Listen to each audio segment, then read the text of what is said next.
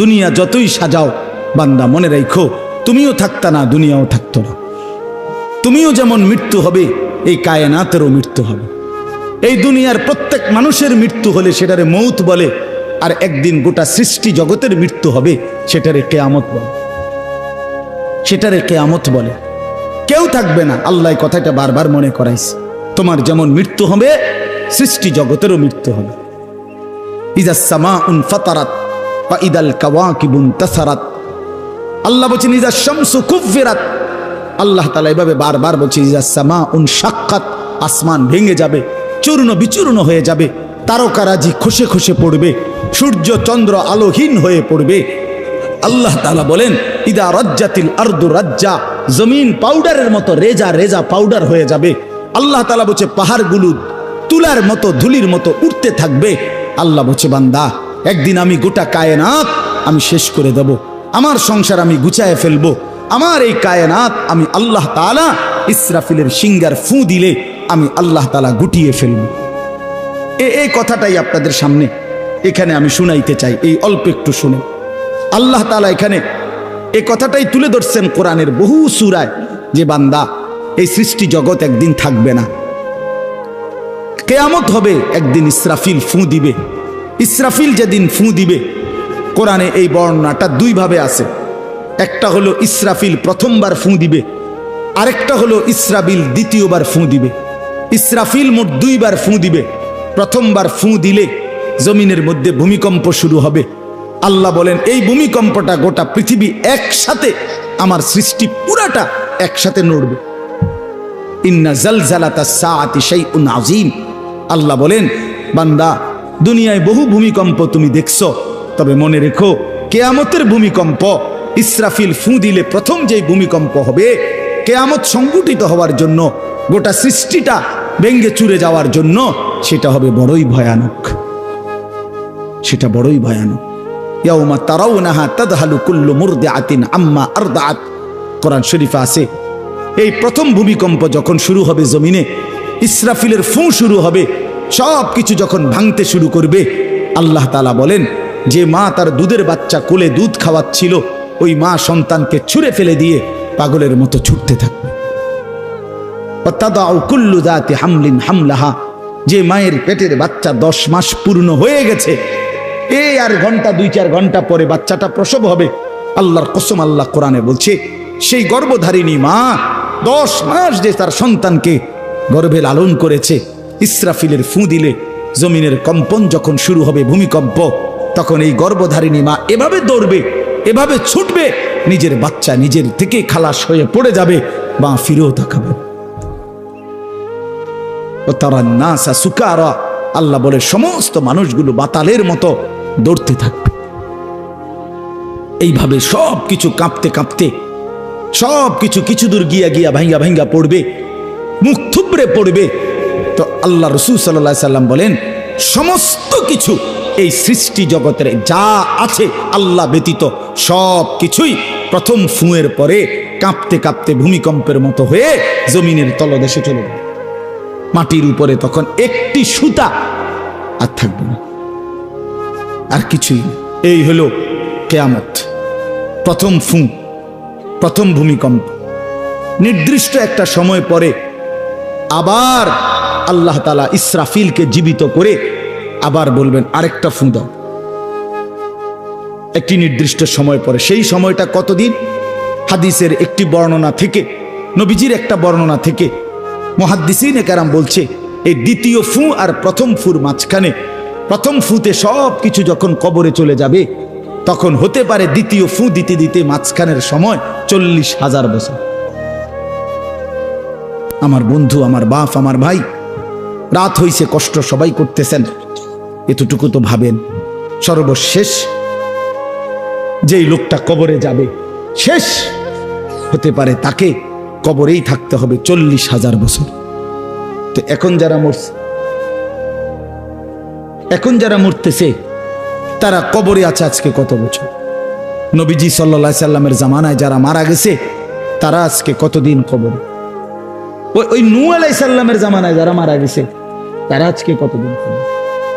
ভেবে দেখেন। আচ্ছা, এই শেষ লোকটাই যদি 40,000 বছর থাকতে হয়, আর যদি কবরের আযাব হয়, তার কি পরিমাণ কষ্ট পাবে সে,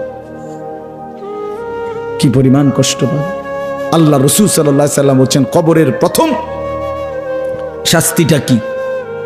কোন ব্যক্তি যখন কবরের প্রশ্নের জবাব দিতে পারবে না, তখন আল্লাহর পক্ষ থেকে ফেরেশতাদেরকে বলবে, কাযাবা আব্দি, আমার বান্দা মিথ্যা বলেছে। ফাআফরিশুহু মিনান নার ওয়ালবাসুহু মিনান নার ওয়াফতাহু লাহু বাবান ইলান নার। আল্লাহ বলবে ফেরেশতাদেরকে, ফেরেশতারা আমার এই নাফরমান বান্দার কবরের মধ্যে জাহান্নামের বিছানা বিছিয়ে দাও, আগুনের পোশাক পরিয়ে দাও, আর জাহান্নাম বরাবর তার জন্য একটা দরজা খুলে দাও। এরপরে নবীজি বলছেন, ফেরেশতারা এই ব্যবস্থাপনা করে, আল্লাহর কসম বাফ, নবীজি বলছেন ফেরেশতারা যখন চলে যাবে, এই আগুনের বিছানা বিছাইয়া, আগুনের পোশাক পরাইয়া, আর জাহান্নামের দরজা খুলে দিয়ে যখন কবরে রেখে এই নাফরমানকে রেখে যাবে, তখন আল্লাহ নবী সাল্লাল্লাহু আলাইহি সাল্লাম বলেন, প্রথম মুহূর্তেই ফেরেশতা চলে যাওয়ার সাথে সাথে মাটি ডান দিক থেকে এই নাফরমানকে একটা চাপ দিবে, বাম দিকে ডান পাশের হাড্ডি পাঁজর ভাঙ্গা বাম দিকে চলে যাবে। বাম দিকের মাটি ডান দিকে চাপ দিবে, তো বাম দিকের হাড্ডি পাঁজর ভাঙ্গা ডান দিকে চলে আসবে। আল্লাহ আমাকে মাফ করে দেন। আল্লাহুম্মা ইন্নী আউযু বিকা মিন আযাবিল কবর। নবী সাল্লাল্লাহু আলাইহি সাল্লাম 5 ওয়াক্ত নামাজের পরে, আল্লাহর কসম বন্ধু, প্রতিদিন 5 ওয়াক্ত নামাজের পরে নবীজি কবরের আযাব থেকে পানাহ চাইতেন। প্রতিদিন। হযরত উসমান রাদিয়াল্লাহু তাআলা আনহু কবরের সামনে দাঁড়াইলে এই পরিমাণ কাঁদতেন, হাত্তা ইয়াবুল্লা লিহিয়াতাহু। হাদিসে আছে কিতাবে যে তার দাড়িগুলো ভিজে ভিজে যাইত, দাড়ি ভিজে যাইত, এই পরিমাণ কাঁদতেন কবর দেখলে। এরপরে তো সামনে ভাইয়া, বিষয়টাকে হালকা মনে করেন না। বাবারা আমার, ছেলেরা আমার, বিষয়টাকে দোস্ত আমার, হালকা মনে করুন। এই বেনামাজি জিন্দিগি কষ্ট পাইবেন, এই বেহায়ার জিন্দিগি কষ্ট পাইবা বাপ। আমি বলছিলাম আরেকটা কথা আল্লাহ নবী বলবে, একটা কথা তো আল্লাহ বলছে, বান্দা আমি আর কতবার বললে, কেমনে বললে, আমি এর চাইতে দামি আর কোন কথা নাজিল করলে তুমি আমারে মানতা। আর নবীজি বলবে হাসরের ময়দানে, নবী বলবে, উম্মত তুমি জানো, হাদিসের তাফসীরের মধ্যে আছে, প্রত্যেক ব্যক্তি, আল্লাহ বলছে নবীকে, আমাদের নবী সাল্লাল্লাহু আলাইহি সাল্লামকে, বন্ধু আপনারে সামনে রাইখা আপনার উম্মতের আমল নামা আমি আপনারে সামনে রাইখা খুলমু। নবী সাল্লাল্লাহু আলাইহি ওয়াসাল্লাম যখন উম্মতের আমল নামা খুলে দেখবে, খোদার 365 দিনে কোনো দিন ফজরের নামাজের সেজদা নাই, 30 বছর সুদের ব্যবসা করছে, 50 বছর মিথ্যাই বলে গেছে, হারাম রোজগারি করেছে, 30 বছর যাবত মহিলাটা কোনো পর্দা করে নাই, ঘরের মধ্যে কোনো দিন শরীয়ত বলতে কিছু নাই। আল্লাহর নবী সাল্লাল্লাহু আলাইহি সাল্লাম তখন বলবে, উম্মত তুমি জানো আমি 23টা বছর অনবরত তোমার জন্য কেঁদেছিলাম। আমি সেই নবী, যে নবী সারা রাত এশার নামাজের পরে দাঁড়াইছি ফজরের আজান পর্যন্ত, এক দাঁড়ানোতে চোখের পানি ফেলে উম্মতের জন্য দোয়া করছিলাম।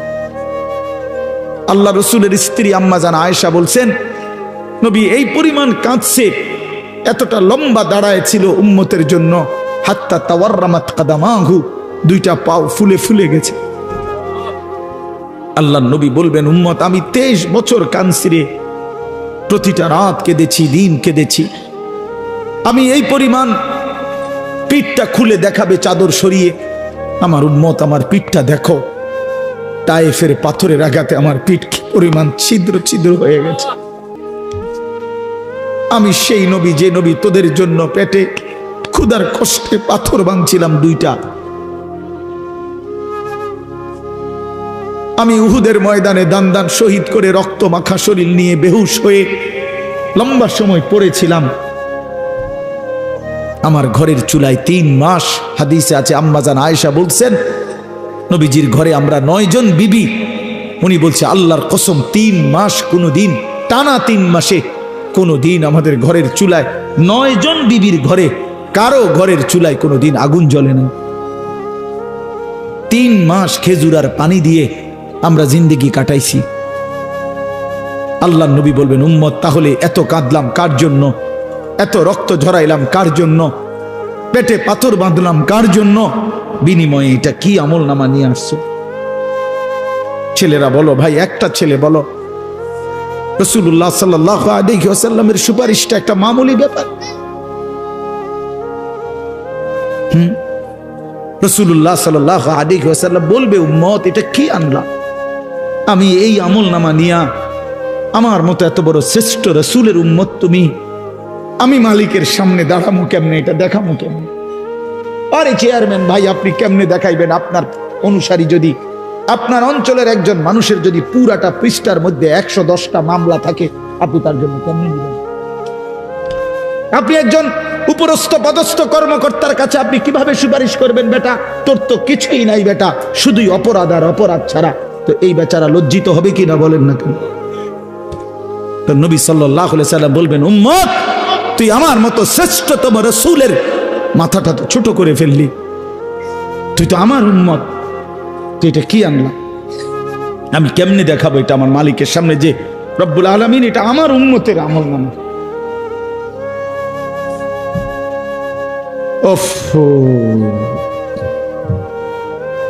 চলেন ভাই,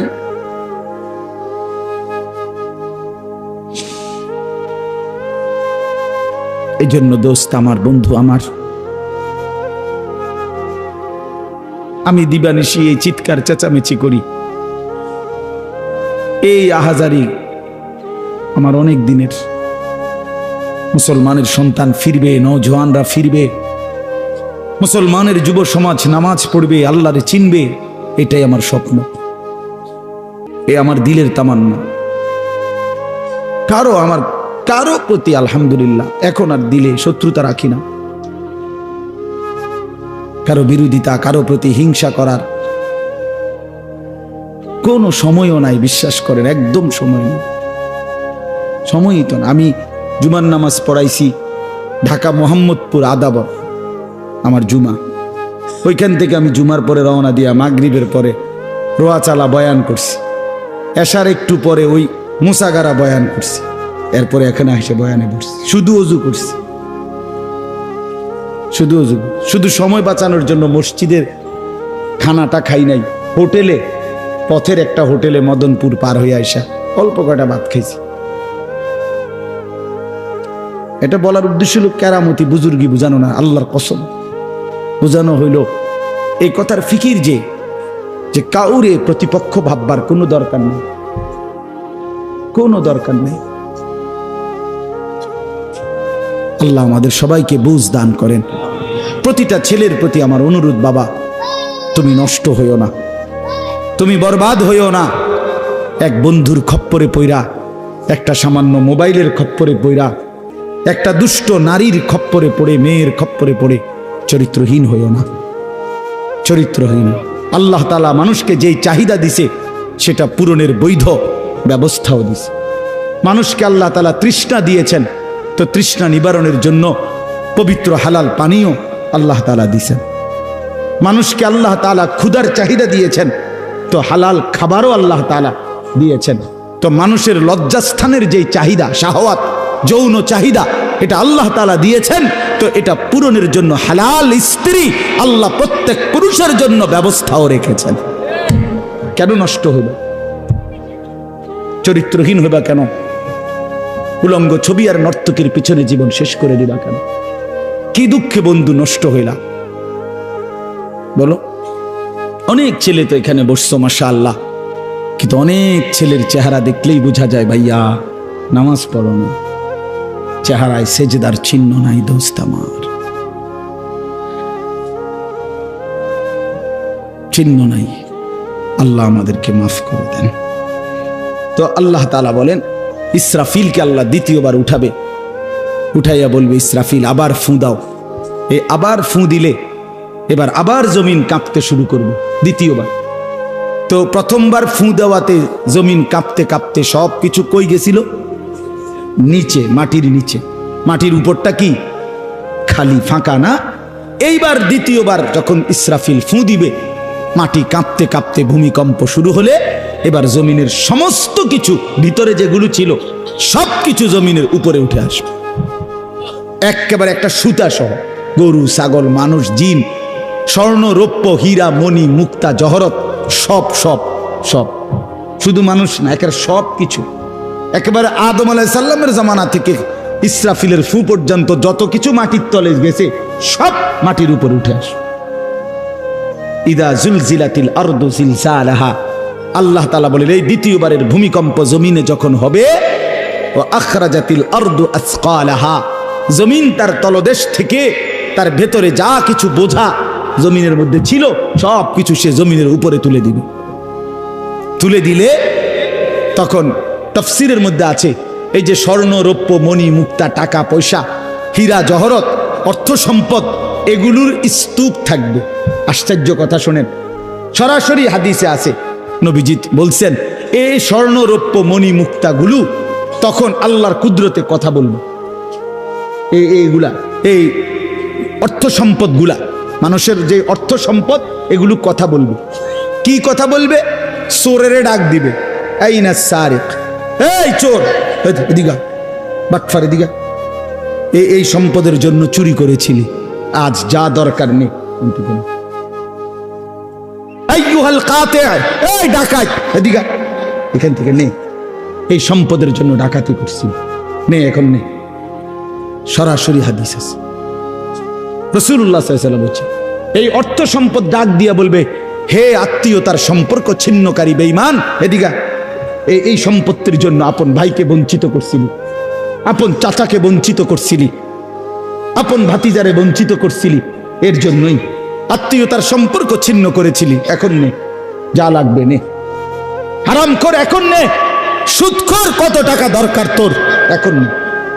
আল্লাহর কসম, মানুষ পাগল হয়ে যাবে, অবাক হয়ে যাবে। আর এটা কি? এই এরপরের আয়াত, ওয়াকালাল ইনসানু মা লাহা, লোকেরা বলবে এটা কি হলো, আরে এটা কি কারবার, এগুলো কথা কয় কেমনে, এগুলো কয় কি, এগুলা মানুষ সব অবাক হয়ে যাবে, বলবে একে অপরে মা লাহা, জমিনের কি হলো, এগুলোর কি হলো, এগুলো কথা বলছে কেন, এগুলো কি বলতেছে এগুলো? অর্থাৎ কেউ তো কিছুই নিবে না, নিবে কিছু, কথা বলেন না কেন কারো কোনো।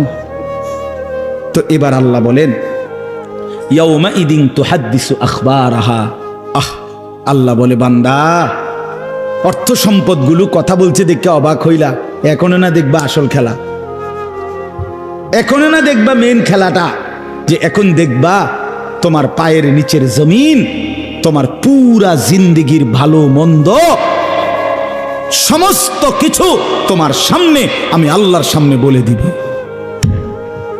এখন শুনবে, এই জমিন তোমার ভালো মন্দ কথা বলবে।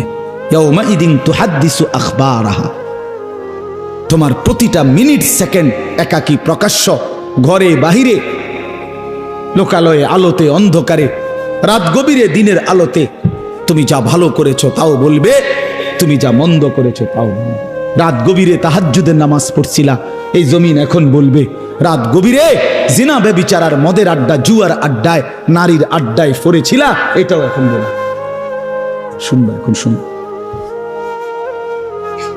তখন লোকেরা বলবে হায়, জমিন কেমনে কথা বলে, সম্পদ কেমনে কথা বলে। তো আল্লাহ বলেন বিআন্না রাব্বাকা আওহা লাহা, এজন্য বলে যেহেতু আল্লাহ তাআলা আদেশ করেছে।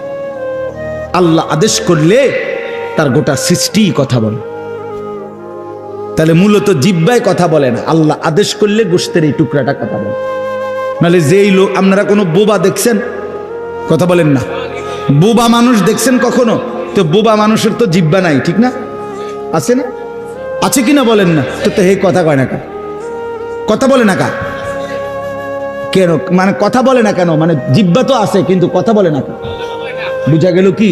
আল্লাহর হুকুম হলে কথা বলে। যে কানে শুনে না, তার এখান দিয়ে এরকম কান নাই, তো হে শুনে না কান, তাহলে কানে দিয়ে শুনে না, আল্লাহর হুকুম হইলে শুনে। যে অন্ধ, সে তার কি এরকম চোখ নাই, তো হে দেখে না কা। মূলত আল্লাহর হুকুম হলেই চোখে দেখে, নাইলে দেখেন। তো ঠিক আল্লাহর হুকুম হইলে গোশতের এই টুকরাটা যদি কথা বলতে পারে, আল্লাহর হুকুম হইলে গোটা সৃষ্টিও কথা বলতে পারে, গোটা সৃষ্টিও কথা বলতে পারে। এবার আসেন এই শেষ ইয়াউমাইদিন ইয়াসদুরুন নাসু আশতাতাল লিয়ারাউ আমালাহুম, ফেরেশতারা সমস্ত মানুষকে দলে দলে দলে দলে গ্রুপ গ্রুপ করে ভাগ করে দিবে। আর এই ভাগে ভাগে লোকেরা নিজেদের পুরা জিন্দেগির আমলনামা দেখার জন্য, নেওয়ার জন্য নির্দিষ্ট জায়গায় যাবে। ফেরেশতারা বলবে যান, সামনে যান। সামনে গেলেই আপনার আমলনামা আপনি আপনার হাতে পাবেন, আপনি পড়বেন, আপনি দেখবেন, যান ওইখানে ফাইল দিতেছে, যান সবাই যান। এই দলে দলে মানুষ যাবে। এইবার আমলনামা যখন হাতে দিবে, আল্লাহ তাআলা বলেন ফামান ইয়ামাল মিসকালা যাররাতিন খায়রান ইয়ারা, এক বিন্দু ভালো যে করেছে সে তাও দেখতে পাবে। ওমান ইয়ামাল মিসকালা যাররাতিন শাররান ইয়ারা, এক বিন্দু মন্দ যে করেছে সে তাও দেখতে পাবে। প্রতি সেকেন্ড, প্রতি ঘন্টা, প্রতি মিনিট, প্রতি মুহূর্ত, প্রতি লামহা, প্রতি জাররা সে দেবে। জাররা এই শব্দটা হলো কোরআনের, এই শব্দটা একটি এতটুকু পরিমাপ তাফসীরের মধ্যে লিখছে লা জিনাতা লাহা, যেটার কোনো ওজন হয় না, মাপলে কোনো ওজন আসে না, এত সামান্য। মানে এটা 100 গ্রামও না, 1 গ্রামও না, 1 গ্রামও না, 1 গ্রামের অর্ধেকও না, অর্ধেকের অর্ধেকও না। এটা অণুও না, পরমাণুও না, এটা ইলেকট্রনও না, নিউট্রনও না, প্রোটনও না, কিচ্ছু না। বিজ্ঞান তো এগুলো ভাগ করছে না, ভাগ করে করে আপনার অণু থেকে পরমাণু, পরমাণু থেকে এখন আরো ভাগ করছে। এই ইলেকট্রন, প্রোটন, নিউট্রন এগুলো ভাগ করতে করতে সূক্ষ্ম থেকে সূক্ষ্ম, সূক্ষ্ম থেকে সূক্ষ্ম বিজ্ঞান বাহির করতেছে। কিন্তু জাররা বলে যেটার কোনো ওজনই নাই, কিচ্ছু নাই, এটা এত সামান্য। মানে তুমি যেটারে কিছুই মনে করো নাই, আল্লাহ বলেন ওইটাই তুমি দেখবে, ওইটাই দেখবে। এই জন্য বাপ আমার শেষ রাত গভীরে এই কথাই, আমরা আমাদের একাকী কিংবা প্রকাশ্য, আমরা আমাদের রাত কিংবা দিন, ঘর কিংবা বাহির আড়াল করবার সুযোগ নেই। সুযোগ আছে ভাইয়া? ছেলেরা কাজেই রাতের 3টায় দুনিয়া ঘুমায়, আল্লাহ ঘুমায় না। অশ্লীল ছবি দেখো না। রাতের 3টায় মা ঘুমায়, বাবা ঘুমায়, মালিক ঘুমায় না। রাতের 3টায় মহল্লাবাসী ঘুমায়, কিন্তু আল্লাহ ঘুমায় না। আলাম ইয়ালাম বিআন্নাল্লাহা ইয়ারা, আল্লাহ বলে বান্দা তুমি জানো আমি কিন্তু সারাক্ষণ তোমাকে দেখি। কতক্ষণ? কতক্ষণ? আল্লাহ দেখেন কখন? সারাক্ষণ। এই জন্য আমরা প্রত্যেকে ইনশাআল্লাহ নিয়ত করি যে আমরা আমাদের আখেরাতকে ভাববো, ফিকির করব। আখেরাতের আশায় গুনাহ ছেড়ে দেন, আল্লাহর নাফরমানি ছেড়ে দেন, হালাল পথে জিন্দেগি চালান। একটু কষ্ট হলেও চলে যান, পার হয়ে যান। ऐसे रहे या वैसे रहे वहां देखना फिर कैसे रहे। বুজুর্গরা বলে এ দুনিয়ায় এমনে থাকো আর এমনে থাকো, কাইট মাইট হইয়া চিত্তিয়া মিত্তিয়া উত্তালে যা। আসল দেখার বিষয় হলো ওয়াহা কেসে রাহে, সেখানে কেমন থাকবা, এটা হলো দে। এটা শেষ হয়ে যাবে। আজ রাত যার বাসর রাত, তারও ভোর হবে। আজকের রাত যার জেলখানায় ফাঁসির রাত, তার রাতও কি হয়ে যাবে? অট্টালিকার মানুষটাও মরে যাবে, জীর্ণ কুঠিরের মানুষটাও মরে যাবে। কোনোদিন দুঃখ যে দেখে নাই সেই সুখী মানুষটাও কবরে চলে যাবে। কোনোদিন সুখ যে দেখে নাই সেও মরে যাবে। আমিও না, আপনিও না, বাবাও না, সন্তানও না, মাও না, কেউ না, কেউ থাকবে না, কেউ না, কেউ না। আজকে আমরা কবরবাসীদের স্মরণ করে দোয়া করি, এই আগামী 20 বছর 30 বছরের মাথায় আমাদেরকে স্মরণ করে, আমাদেরকে কবরবাসী মনে করে, আমাদের পরবর্তীরা মনে করে। এই না জিন্দিগি? কথা বলেন না, এই না জিন্দিগি? এই জন্য আমরা ইনশাআল্লাহ সবাই মিলে ফিকির করি নিজের ভালো, নিজের কল্যাণ। এতটুকু যদি কারো বিবেক না থাকে ভাইয়া, তো সে বুঝলো কি? এই জন্য নিজের ভালো দেখেন। ওয়ালা তুলকু বিআইদিকুম ইলা তাহলুকা, আল্লাহ বলছে বান্দা নিজেরে নিজে ধ্বংসের দিকে ঠেলে দিও না, নিজের এত বড় ক্ষতি করো না বান্দা। এই পৃথিবী তুমি গেলেও থাকবে। এই আমরা যারা মনে করি, হ্যাঁ অনেক বয়স্ক মাঝ বয়সী লোক আছে, আমি থাকতে যদি আমার জি40 একটু ঘর দুয়ার জাগা জমি দলিল টলিল একটু লাইন ফাইন করে দিয়া যাইতে না পারি, আমি মরলে তারা কেমনে চলবো কেমনে খাইবো হেবড়া কয় চা দোয়ানে বইয়া বইয়া হেবড়া কেমনে চলবো তারা না চাচা আমনে মরিলে আর পৃথিবীতে কামাই রোজগারি উপার্জন সব বন্ধ হয়ে যাবে আমনেই শেষ কামলা পৃথিবীর শেষ কামলা আমনে মরার পরে মানুষ সব আপনার জিফুত বহন খাইব চা দিয়া ভিজাইয়া না ভাত তরকারি তো নাই আমনে মরলে কি আর ভাত তরকারি আগে করতে আমনে মরলে ইট বালু সিমেন্ট ভাত তরকারি চাল ডাল এটি পৃথিবীর থেকে ফেরেস্তারা নিবে না এটি কথা হইল কোনো কথা বলেন এটা কোনো কথা হইল এই পৃথিবীতে আল্লাহ তাআলা যাকে হায়াত দিছেন তার জন্য রিজিকও রাখছেন অতএব দয়া করে এই ভুল না করি কেন সুদের টাকায় কিস্তির টাকায় হারামের টাকায় সন্তানকে আপনি উপার্জনের জন্য দুনিয়া দেশে কিংবা বিদেশে কেন পাঠাইতে হবে কে বলল আপনারে এই দায়িত্ব আপনার দিল কে যে আমি বেটা জাহান্নামে গিয়া হইল তোরে বিদেশ পাঠান লাগবো সুদে টিয়া লইয়া কিস্তিতে টাকা লইয়া কেন বলেন না এটা কোনো ইনসাফের কথা হইল এটা পৃথিবীর কোন আইনে আছে না আল্লাহর কোন আইনে আছে তো এটা কি এটা হলো লুভি আমনে আবার কলজাটা খুললা চান আবার কলজার ভিতরে হলো লোভ এই জন্য আবার কিস্তি লইছে সুদ লইছে ফুতেরে টাকার মেশিন বানাইয়া পাঠাইছে বিদেশে যে তুই শুধু টাকা পাঠাইবি তোর চাচা জমি বেচবো তোর জেডায়ও জমি বেচবো উত্তর দিকের এন্দিয়া 10 শতক বেচবো হুঁচি টাকা রেডি রাখতে হইব নাই তো কি নাই তো কে বললো আপনারে হারামের মাধ্যমে আল্লাহর নাফরমানি করে স্ত্রী সন্তানের সংসার সাজাইতে এই সংসার সাজে না এই সংসার বরবাদ হয় আল্লাহ তাআলা আমাদেরকে বুঝ দান করেন চলেন হালালের উপরে চলি আল্লাহকে রাজি খুশি করে চলি 5 ওয়াক্ত নামাজের মাধ্যমে জিন্দেগি কাটাই বলেন আলহামদুলিল্লাহ।